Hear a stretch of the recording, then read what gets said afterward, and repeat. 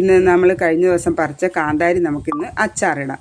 അതിനായിട്ട് ഒരു പാൻ അടുപ്പത്ത് വെച്ചു, നല്ലെണ്ണ ഒഴിച്ചു കൊടുത്തു. അതിലേക്ക് 1 ടീസ്പൂൺ കടുക് പൊട്ടി, അതിലേക്ക് 1/2 ടീസ്പൂൺ ഉലുവയും കൂടി പൊട്ടിയതിന് ശേഷം ചെറുതായി കൊത്തിയരിഞ്ഞ ഇഞ്ചി, കരിവേപ്പില, കുറച്ച് കൂടുതൽ വെളുത്തുള്ളിയും കൂടി ചേർത്ത് നല്ലപോലെ വഴറ്റിയെടുക്കണം. ഇനി അത് വഴന്നതിന് ശേഷം അതിലേക്ക് നമ്മൾ എടുത്തു വെച്ച കാന്താരി ചേർത്ത് കൊടുക്കുക.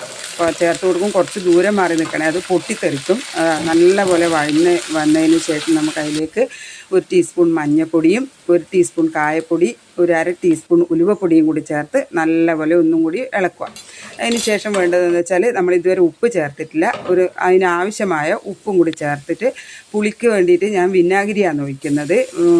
വാളംപുളി വേണമെങ്കിൽ വാളംപുളി ഒഴിക്കാം, പക്ഷേ ഇത് കുറച്ച് നാൾ സൂക്ഷിച്ച് വെക്കണമെങ്കിൽ വിനാഗിരിയാണ് നല്ലത്. അപ്പോൾ ഇതാ നമ്മളെ കാന്താരി മുളക് അച്ചാറിടെ റെഡി ആയിട്ടുണ്ട്. ഇത് നല്ലൊരു കുപ്പി പാത്രത്തിൽ അടച്ചു വെച്ചാൽ നമുക്കിത് കുറേ കാലം സൂക്ഷിച്ച് വെക്കാം. ഇഷ്ടപ്പെട്ടെങ്കിൽ എല്ലാവരും ലൈക്ക് ചെയ്യണേ.